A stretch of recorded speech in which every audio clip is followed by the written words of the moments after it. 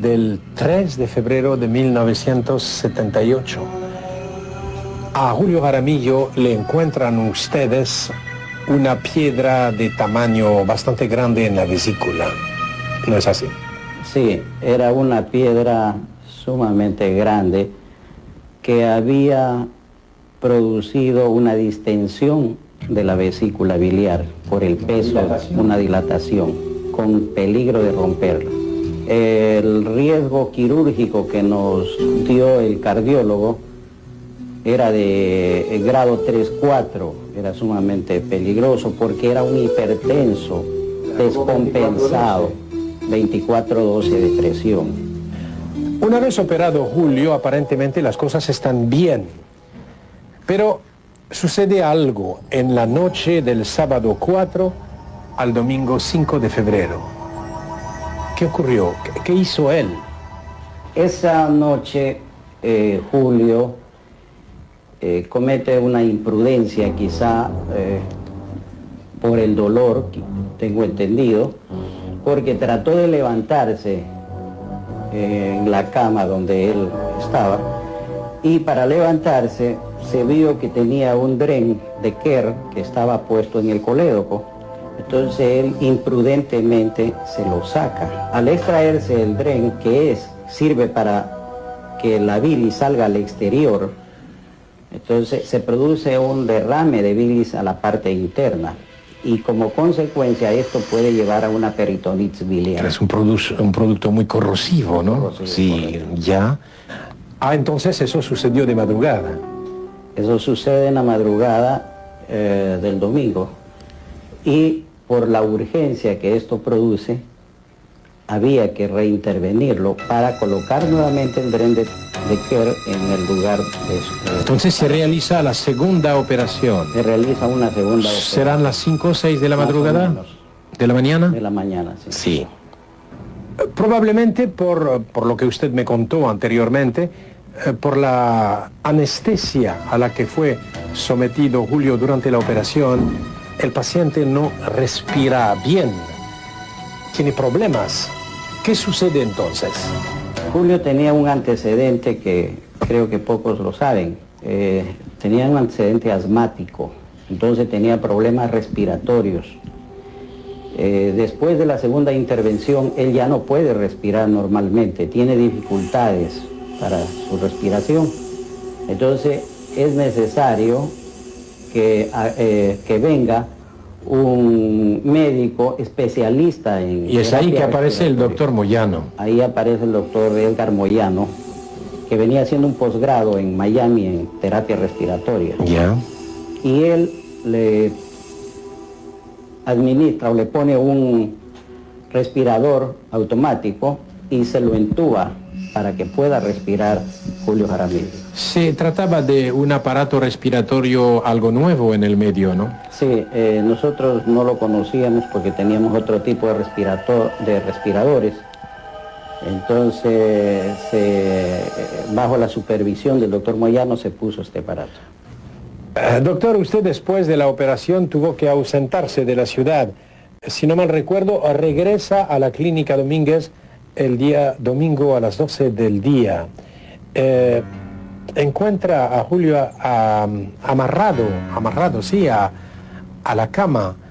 ¿Por qué motivo lo habían amarrado? Bueno, supongo. Para impedir nuevamente que pueda cometer algún otro desafuero en el asunto por el dolor o por cualquier otra cosa que pueda suscitarse, se procede por medio de unas vendas a fijarlo. Pero de pronto usted se encuentra en el primer piso de la clínica Domínguez y baja la enfermera. La enfermera le dice, por favor, suba pronto, doctor. Julio Jaramillo se está muriendo.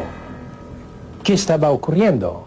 Yo subo nuevamente a su habitación y lo encuentro que el aparato, el respirador, se había parado, ¿no? No funcionaba. Entonces, lógicamente, el paciente estaba sin oxígeno. ¿Con cianosis? Estaba con cianótico. Eso me hizo actuar rápidamente y a desarticular las mangueras que entraba el oxígeno coger un aparato manual que se llama como un fuelle. Colocarlo y comenzar a darle respiración manualmente, hasta que el paciente recuperó nuevamente su coloración violácea que tenía. Pero ahí sucede una cosa para nosotros extremadamente emotiva. Me acuerdo haber oído a Lucho Galvez, gran amigo de Julio, comentando aquello. Julio Jaramillo toma su mano, doctor, la presiona, ¿y qué le dice? Julio tenía temor a morirse. Y me dice, me coge de la mano y me solicita una pluma para poder escribir, porque él no podía ya hablar porque estaba nuevamente entubado.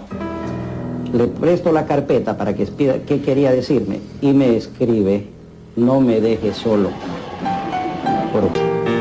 Es el momento en que piden pintas de sangre para Julio, y donde usted va a proponer su propia sangre, que era la misma, porque a pesar del fervor que disque despertaba el ídolo, solo llegó una pinta, y no era una pinta ecuatoriana, sino de una persona cubana.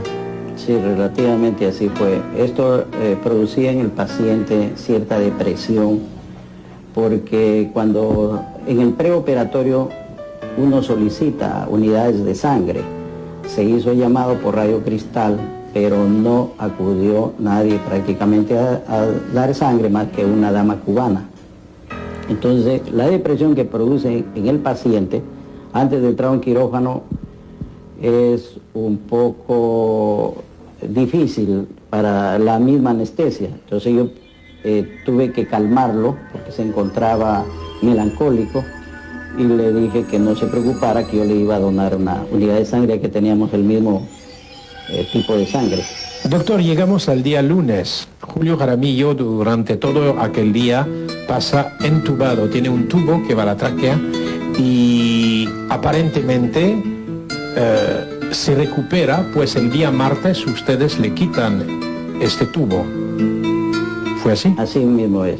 El día martes, porque ya se le hizo unas pruebas de respiración. Y respiraba normalmente. Entonces procedimos a extraerle el tubo y ya no usar... El tubo a veces lastima las cuerdas vocales. ¿Cómo estaba él? Había una afonía, prácticamente no se... ¿Tenía problemas para hablar? Ella disponía, no podía hablar, tenía problemas, no se le escuchaba bien. El día miércoles, Julio recupera prácticamente la voz, pero se declara una emergencia. Esta vez es al nivel de los riñones.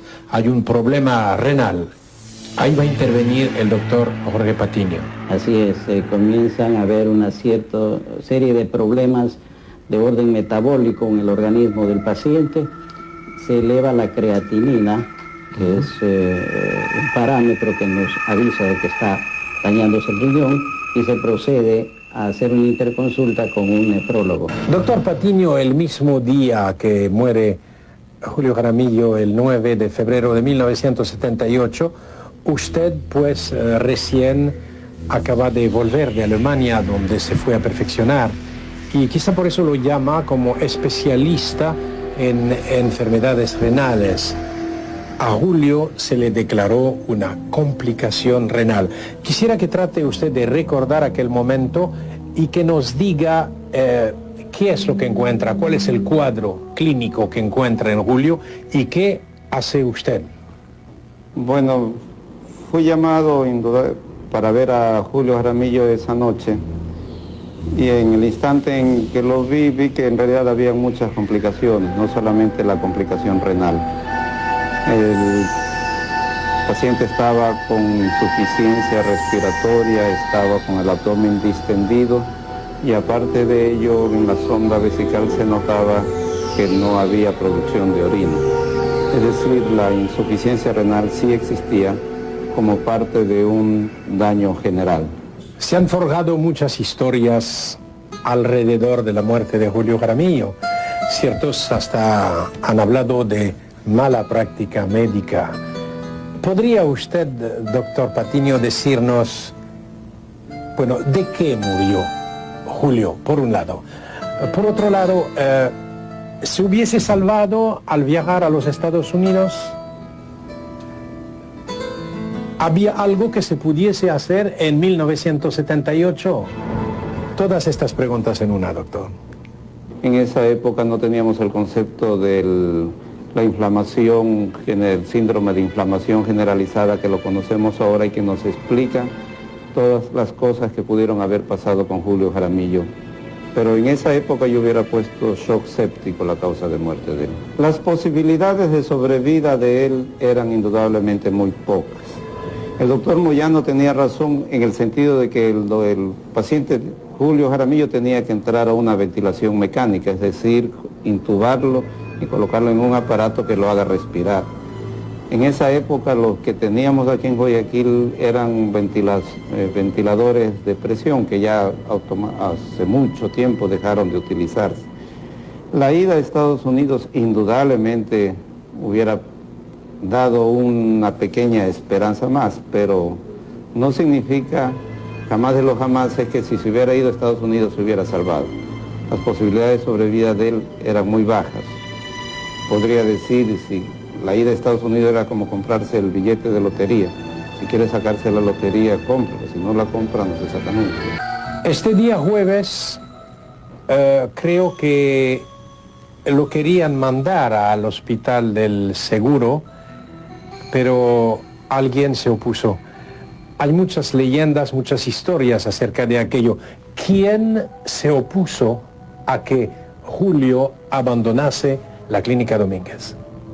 En el Hospital del Seguro había una buena terapia intensiva, entonces por la serie de problemas que estaban presentándose, creímos obvio de que había que continuar el restablecimiento del paciente en terapia intensiva, pero la señora Polita, la madre de Julio, cuando yo pasé por al lado de ella, se había enterado y ella dijo que a su hijo no se lo saquen de la clínica, que ella cualquier cosa prefería que suceda. Estamos el jueves a las 20:45. Quisiera que cuentes sin dramatismo con cómo fue La realidad. La realidad.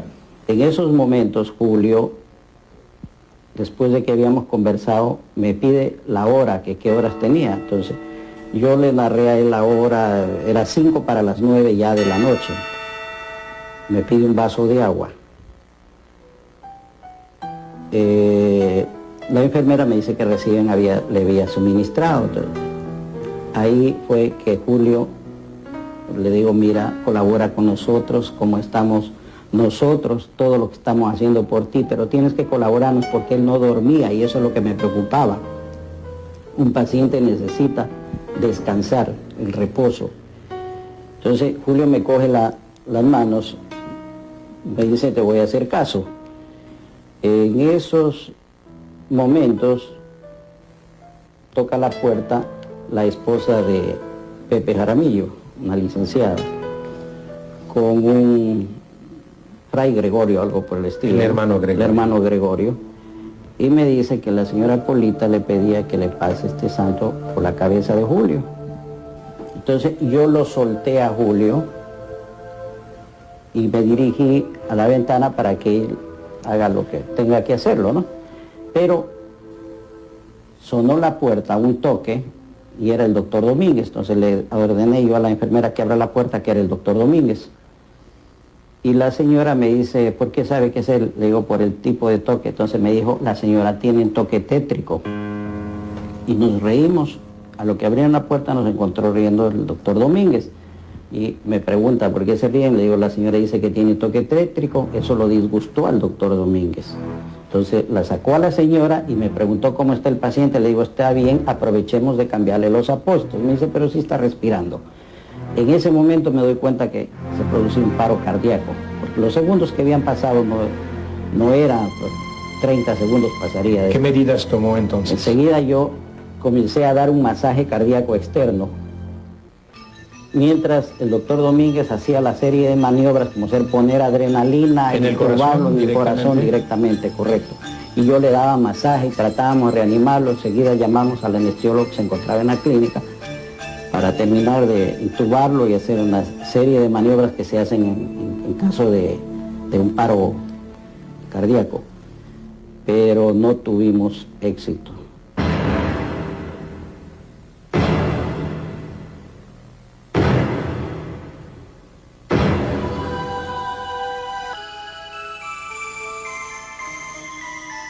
Quiero solamente añadir algo.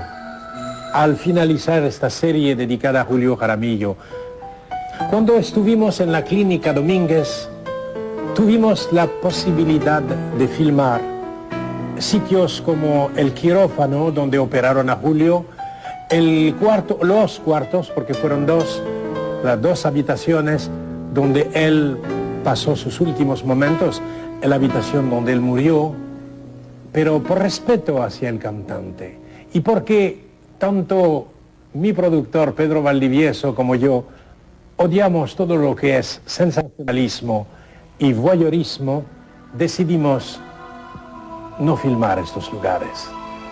Quedan en su imaginación y quedan en nuestros recuerdos.